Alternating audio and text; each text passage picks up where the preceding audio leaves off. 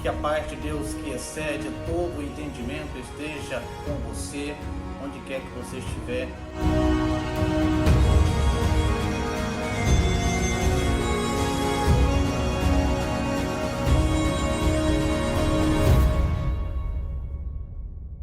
Saudações, sejam bem-vindos ao nosso estudo.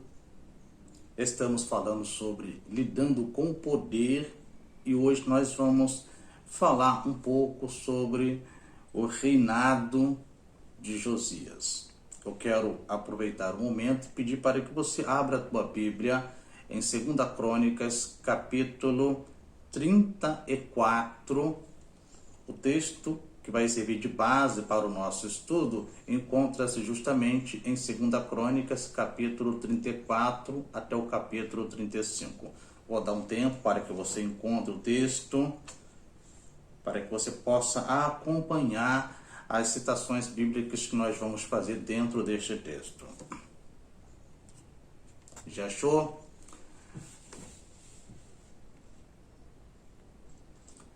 Vejamos os versículos 1 e 2.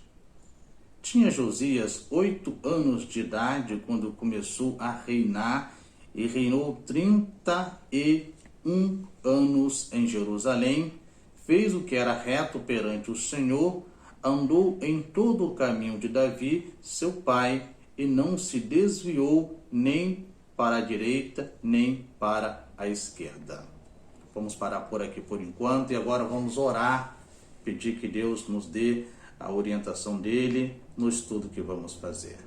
Senhor, nós queremos te agradecer pela oportunidade que o Senhor nos dá e queremos pedir a iluminação do teu Espírito para que nós possamos entender a tua palavra.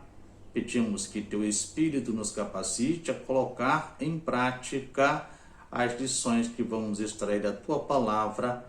É a nossa oração em nome do Senhor Jesus. Amém. Pronto, vamos então iniciar a nossa caminhada pelas estradas da história do rei Josias. Vejamos o significado do nome de Josias. O significado é: o Senhor traz salvação, ou então que Deus salva, ou Jeová cura. Seus pais. Quanto ao seu pai, foi o rei Amon. O nosso texto não fala nada sobre sua mãe, sua família. O nosso texto também não fala nada sobre esposa, filhos. O nosso texto apenas vai citar o nome do seu filho Joacás, que reinou depois de Josias. A duração do seu reinado, a Bíblia vai dizer que Josias começou a reinar quando tinha 8 anos de idade e ele reinou 31 anos em Jerusalém. O território governado por ele foi o Reino do Sul, mais precisamente a capital, Jerusalém. A morte de Josias se deu-se por um ferimento no campo de batalha. Ele é ferido no campo de batalha, é levado para Jerusalém e lá ele falece. Pois muito bem, apresentei algumas informações pessoais sobre o rei Josias, mas antes de apresentar um esboço sobre a sua história, sobre o seu governo, eu quero falar rapidamente sobre o pai do rei Josias. Nós não falamos em estudos anteriores, mas eu quero apresentar apenas de uma forma objetiva algumas informações sobre o pai do rei Josias. Eu gostaria que você desse uma olhada aí em 2 Crônicas, capítulo 33, versículos 22 e 23. Vou repetir, 2 Crônicas, capítulo 33, versículos 22 e 23. Diz assim a palavra do Senhor: como Manassés, o seu pai, Amon pecou contra Deus, o Senhor, ofereceu sacrifícios a todos os que o seu pai havia feito e os adorou. Mas ele não se arrependeu como o seu pai, pelo contrário, Amon continuou pecando cada vez mais. Vou repetir o texto. como Manassés, o seu pai. Amon pecou contra Deus, o Senhor, ofereceu sacrifícios a todos os ídolos que o seu pai havia feito e os adorou. Mas ele não se arrependeu como o seu pai. Pelo contrário, Amon continuou pecando cada vez mais. Amon foi o pai do rei Josias, e o texto aqui nos faz entender que Amon pecou contra Deus. Ele não se arrependeu como Manassés, o pai dele, fez. Ele pecou cada vez mais. Então, Josias não teve um bom exemplo dentro de casa no que diz respeito à figura paterna. O pai de Josias não foi um bom exemplo para ele. Mas vejamos o que foi que aconteceu na história do rei Josias, mesmo ele não tendo um pai que desse um bom exemplo para ele. Vamos ver um esboço dos acontecimentos no reinado do rei Josias. Eu quero dividir o nosso estudo em 7 blocos. Primeiro bloco, quero falar sobre a reforma religiosa feita pelo rei Josias. Você vai encontrar isso em 2 Crônicas, capítulo 34, do versículo 3 ao 7, quando nós vamos ver que, ainda moço, com 16 anos aproximadamente, Josias tornou-se adorador do Deus do rei Davi, do Deus de Israel. Com cerca de 20 anos de idade, Josias começa a purificar o reino da idolatria. O rei Josias pessoalmente encabeçou o combate à idolatria no reino. No segundo bloco, nós vamos ver Josias ordenando que os reparos do templo fossem feitos. As portas estavam caídas, o serviço de culto ao Senhor estava prejudicado, os sacerdotes e os levitas não estavam podendo exercer a sua função. Josias ele vai mandar reparar todas estas coisas. Com cerca de 26 anos de idade, o rei Josias dá início aos reparos do templo. Josias ele vai ordenar que sejam feitos os reparos no templo e estabelece pessoas para o cumprimento da tarefa. No bloco 3 do nosso estudo, nós vamos ver que o livro da lei é encontrado. No livro da lei, que estava perdido, escrito por Moisés, estava perdido, como eu disse, ele foi encontrado. O sumo sacerdote Ilquias acha o livro da lei de Deus no templo. O escrivão Safã leva o livro da lei ao rei Josias. O livro é lido pelo próprio escrivão Safã. Em nosso próximo bloco, a gente fala sobre o rei Josias mandando consultar a profetisa Hulda.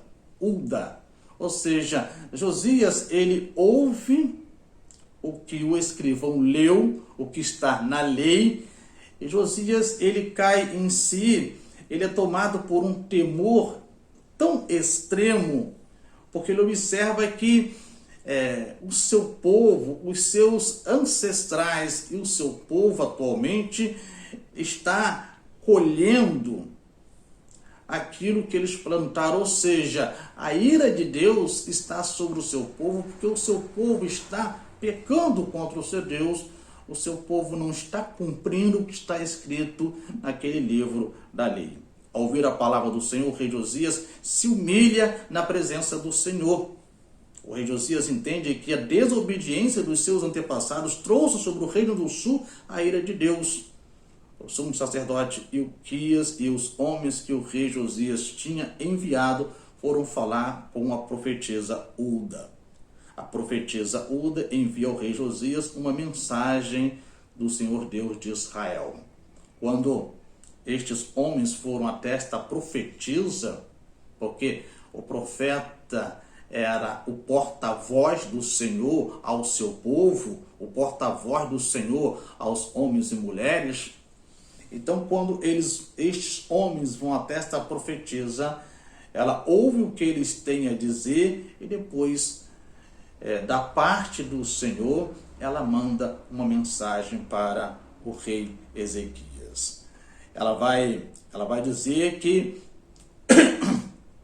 o povo tinha pecado contra o Senhor, por isso estava sendo punido, mas que Deus tinha visto a humilhação e a oração do rei Josias. Deus estava satisfeito com isto e enquanto Josias estivesse vivo, o Reino do Sul não seria conquistado por outra nação. Em nosso próximo bloco, vamos falar sobre o rei Josias renovando a aliança do Senhor. Ele vai renovar a sua aliança com o Senhor e vai levar o povo a renovar a sua aliança com o Senhor também. O rei Josias ele reuniu os líderes de Judá e de Jerusalém. Josias lê diante do povo o livro da lei, ele mesmo lê o livro da lei que foi encontrado. O rei Josias leva o povo a fazer uma aliança com o Senhor. E a parte do povo nesta aliança seria obedecer à lei do Senhor, ser fiel à lei do Senhor. Deus seria o abençoador. O povo teria que só obedecer à lei do Senhor. O rei Josias, ele combate a idolatria, levando o seu povo a adorar o verdadeiro Deus, o Deus de Israel.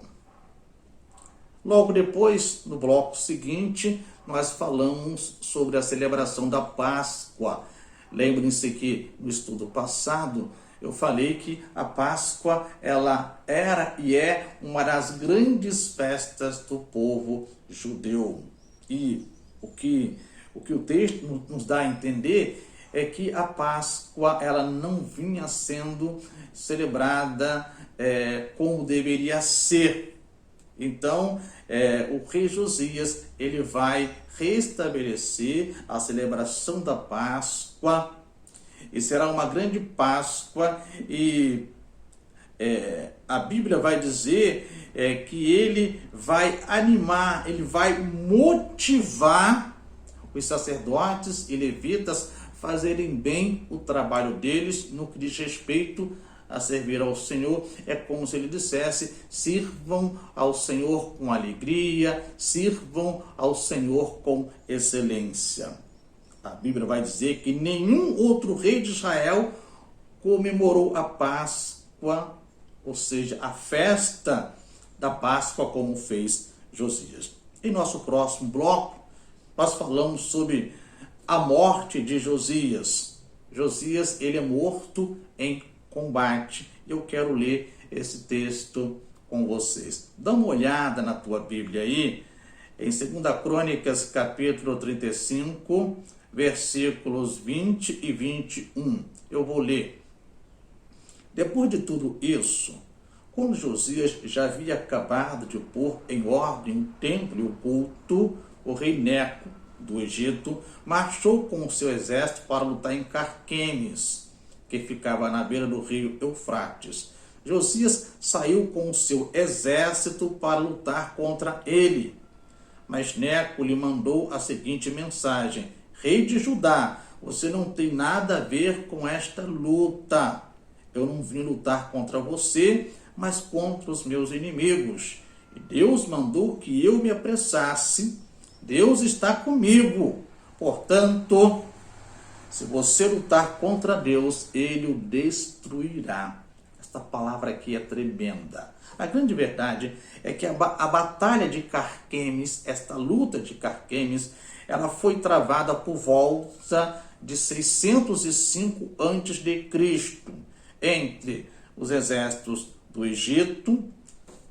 O exército do Egito ele vai se aliar com o exército do Império Assírio contra a Babilônia, que também tem os seus aliados. Então, a grande verdade é que este rei Neco do Egito, ele sai para lutar contra os babilônios, não é contra o povo de Judá. Mas parece que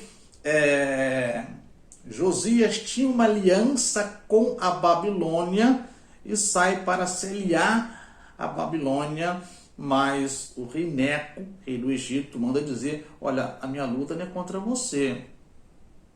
E o Senhor mandou que eu me apressasse.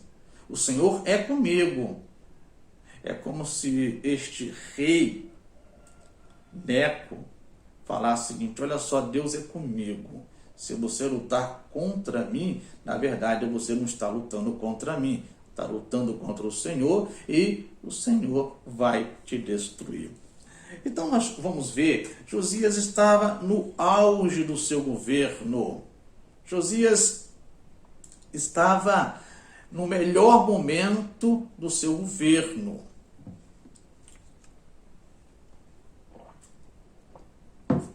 Eu não sei porquê, talvez por conta de uma possível aliança que ele tinha com a Babilônia, ele sai para lutar contra este rei do Egito e, lamentavelmente, o rei Josias se mete numa guerra que não era dele. O rei egípcio vai dizer que está a serviço de Deus. E o rei Josias, ele é ferido pelos soldados egípcios. Ele é ferido e ele clama pelos seus soldados. Os seus soldados vão até o lugar que ele está e levam ele para Jerusalém, e em Jerusalém ele morre. A Bíblia vai dizer que... Vamos ler o texto para você entender o que a Bíblia fala sobre esta situação. Dá uma olhada aí, por favor, em 2 Crônicas, capítulo 35, a partir do versículo 24, diz assim: os oficiais o tiraram do seu carro de guerra, os oficiais de Judá, tá bom? E o puseram em outro carro e o levaram para Jerusalém. Josias morreu e foi sepultado nos túmulos dos reis. Olha só a expressão que diz a Bíblia agora: todo o povo de Judá e de Jerusalém chorou a morte dele. Mais uma informação muito importante, no versículo 25. O profeta Jeremias compôs uma canção de enterro em honra de Josias, uma canção de lamentação pela morte do rei Josias. Até hoje, os cantores e as cantoras cantam essa canção quando choram a morte de Josias. Já se tornou costume em Israel cantar essas canções que estão escritas no livro de Lamentações. Aí no versículo 26 diz assim: Josias fez muitas outras coisas e praticou atos de bondade em obediência à lei de Deus, o Senhor. A Bíblia, ela não nos fala em momento algum de falhas acerca do rei Josias, falhas no que diz respeito a desobedecer o Senhor Deus, a idolatrar, a oferecer culto a outros deuses. Não, a Bíblia não fala em momento nenhum sobre estas situações. Todo o povo de Judá e de Jerusalém lamenta profundamente a morte do seu jovem rei que tanto fez pelo seu povo, que tanto fez pela sua nação. Pois muito bem, compartilhei com vocês alguns blocos da história do rei Josias. Agora, finalmente, nós vamos partir para as lições práticas. O que podemos aprender de prático com a história do rei Josias? Vejamos alguns conselhos práticos. Primeiro conselho: não podemos escolher nossos parentes, mas podemos escolher nossos mentores. Você pode escolher a tua esposa, o teu esposo, mas você não pode escolher os teus pais, os teus irmãos, os teus filhos, não. Então, não podemos escolher os nossos parentes, mas podemos escolher nossos mentores. O pai do rei Josias foi um homem perverso. Como eu disse no início, ele não foi um bom exemplo para o rei Josias. Josias teve um pai que pecou contra o Senhor, um pai que não se arrependeu de ter pecado contra o Senhor, um pai que, pelo contrário, pecava cada vez mais, e isto foi tão grave, o pecado do pai de Josias, que o pai de Josias ele foi assassinado. O rei Josias teve bons conselheiros.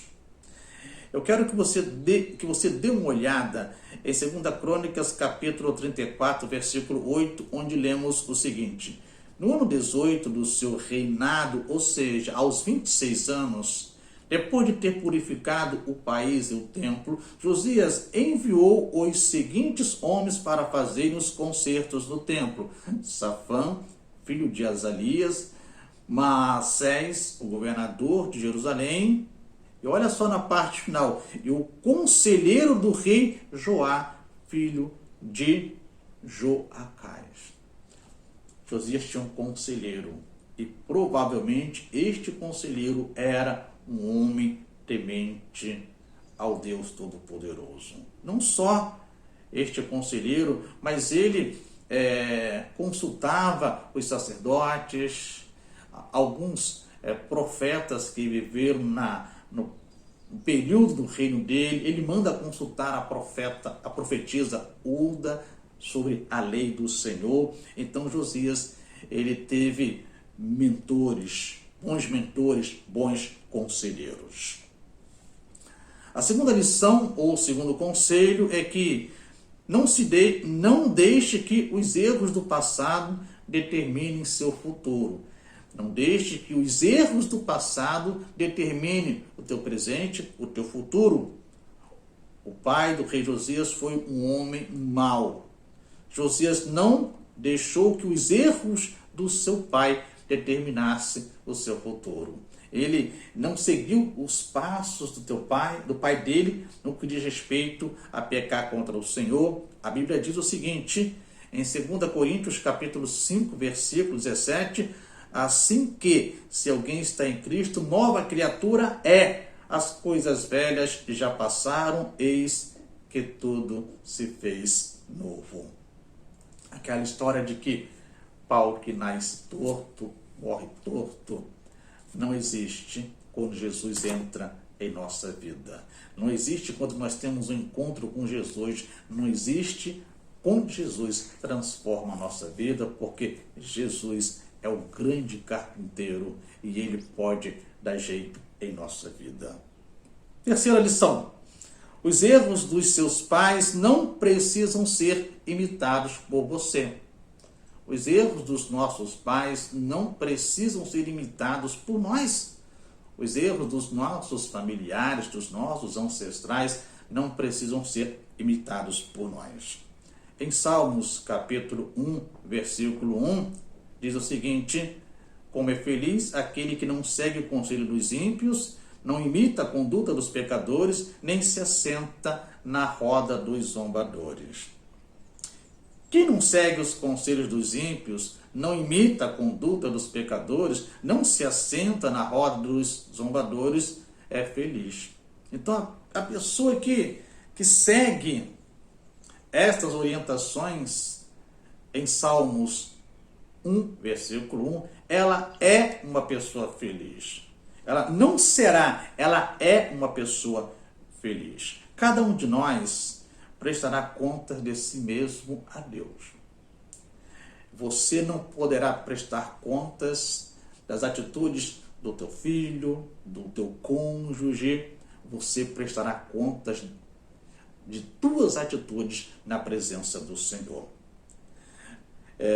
Se formos sábios, seremos beneficiados. Se não, iremos arcar com as consequências. Se vivermos e agirmos como pessoas sábias, e Tiago vai falar que se alguém tem falta de sabedoria, se alguém não tem sabedoria, que peça a Deus, que dá gratuitamente. Então, se lhe falta sabedoria para tomar decisões importantes, peça a Deus. O que cada um de nós semear, isso também vai colher.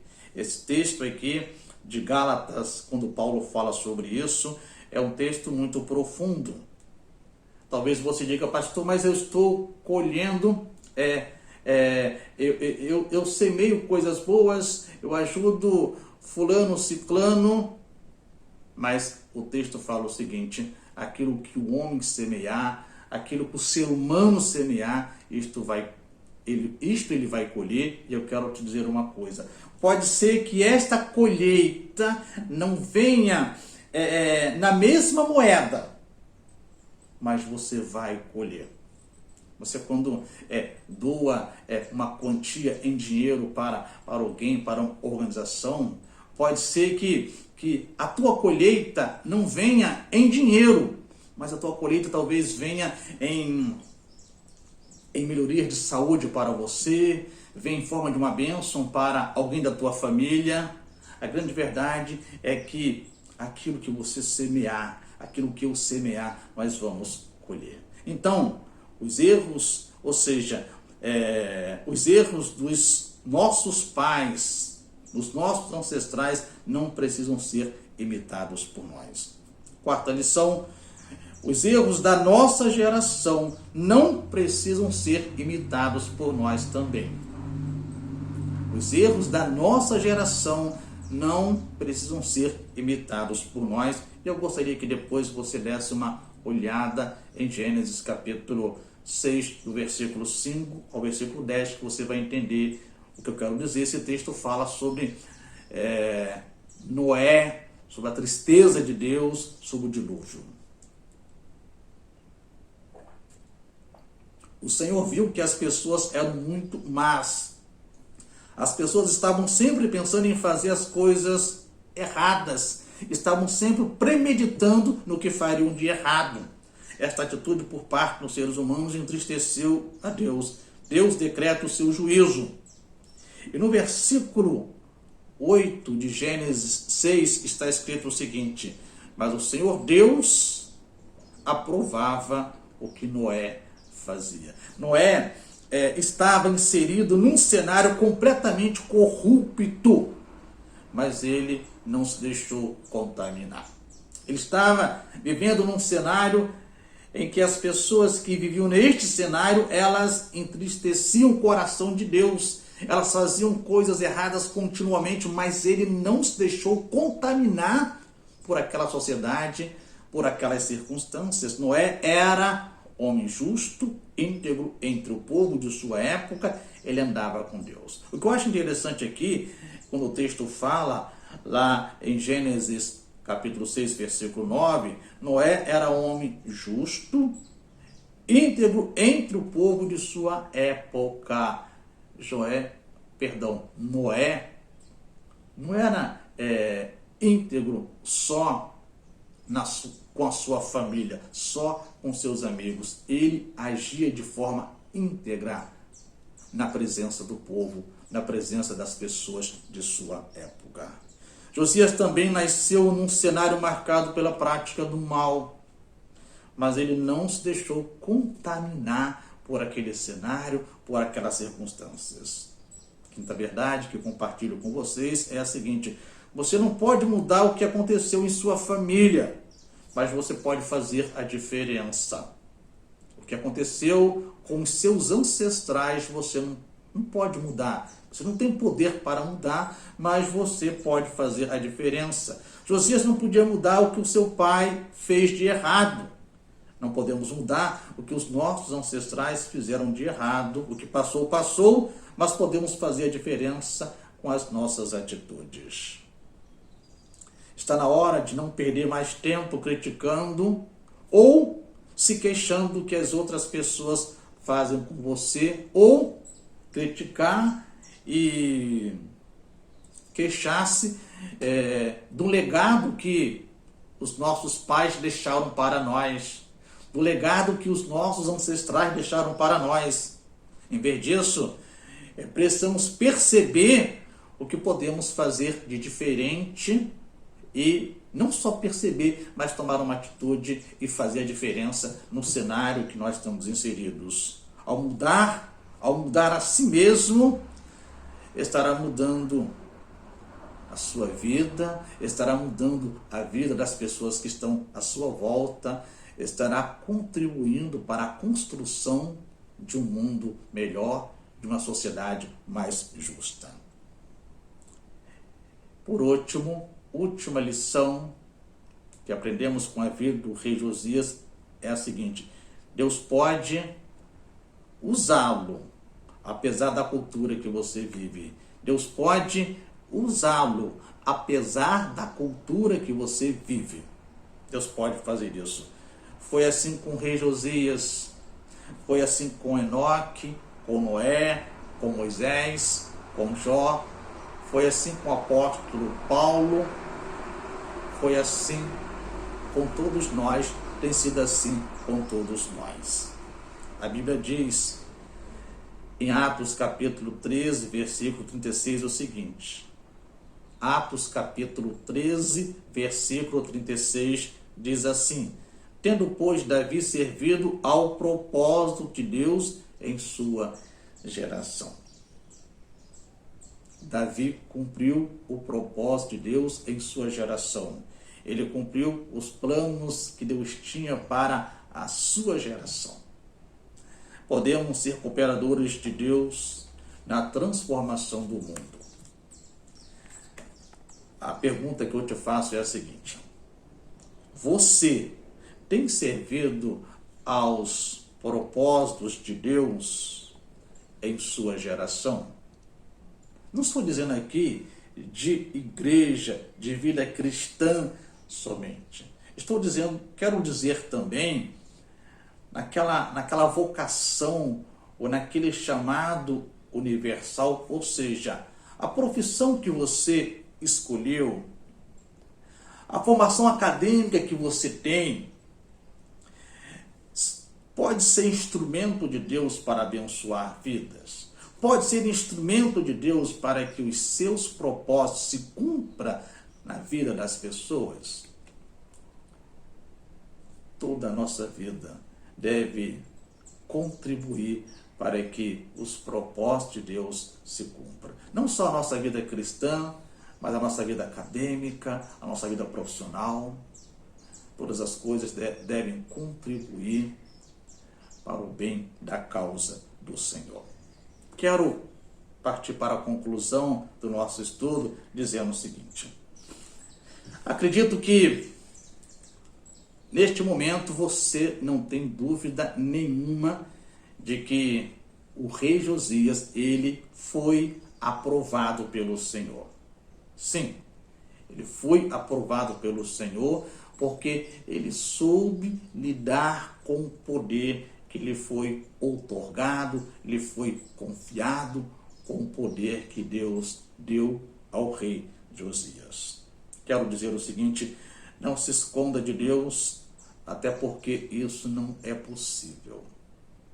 A Bíblia nos fala sobre um personagem que tentou esconder-se de Deus, mas não conseguiu. Foi o profeta Jonas. Se coloca à disposição de Deus para fazer a diferença no cenário que você está. Muitas vezes reclamamos, criticamos, mas o que nós temos feito? Quais têm sido as nossas atitudes para mudar o mundo à nossa volta? É claro que esta mudança começa a partir de cada um de nós. Se eu quero ser amado, respeitado, se eu quero que as pessoas tenham consideração por mim, eu preciso agir da mesma forma com estas pessoas. Eu gostaria que você guardasse muito bem estas expressões que vou compartilhar com você agora e serão as últimas expressões do nosso estudo de hoje. Há dois tipos de pessoas que vão lhe dizer que você não tem como fazer a diferença neste mundo. Há dois tipos de pessoas que vão lhe dizer que não há como você fazer a diferença nesse mundo. Primeiro tipo de pessoas, aquelas que têm medo de tentar. Elas têm medo de tentar fazer a diferença, de tentar mudar. O segundo tipo de pessoas são aquelas que têm medo de que você possa ter sucesso, que você possa ter êxito, de que você possa ter vitória. Então, há dois tipos de pessoas que vão lhe dizer que você não tem como mudar a diferença nesse mundo. São aquelas que têm medo de tentar e aquelas que têm medo de que você possa ter sucesso. Então pense muito bem nisso. E que A paz de Deus, que excede todo o entendimento, esteja com você. Vamos orar?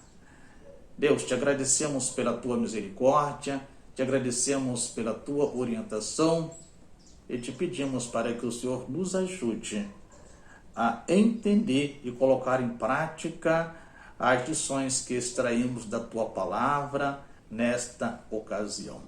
Que teu Espírito nos dê esta capacidade de, apesar das circunstâncias que nos cercam não serem boas, mas nos capacite a não nos deixarmos contaminar com tais circunstâncias e fazer a diferença no cenário que estamos inseridos. Nos abençoe. É a minha oração em nome do Senhor Jesus. Amém. Antes de terminar, eu quero te dizer que nós estamos aí nos últimos capítulos da nossa série Lidando com Poder. Nós estaremos estudando mais alguns reis e logo estaremos encerrando esta série de estudos e iniciando uma nova série. Então, que Deus te abençoe, que Deus te guarde, que Deus te proteja, que Deus te livre de todo o mal. Até o nosso próximo encontro, Lidando com Poder.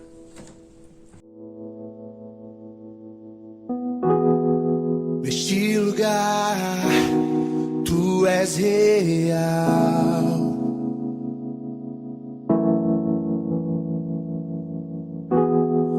Vou me entregar totalmente.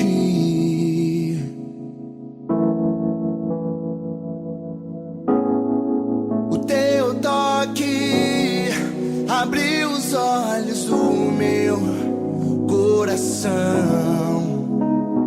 Eu posso enxergar e entender. Se eu me humilhar diante do teu altar e sacrificar aquilo que me custar, tu inclinarás os teus ouvidos ao meu clamor, Mas vale um dia no centro do teu querer e toda a vida sem jamais te conhecer. Tu és minha fonte, minha colheita, minha herança.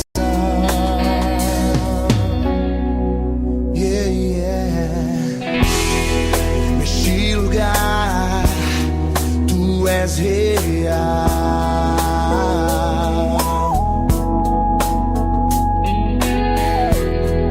Vou me entregar totalmente.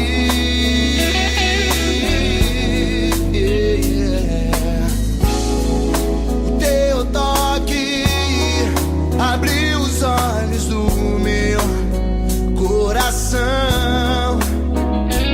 Eu posso enxergar e entender. Se eu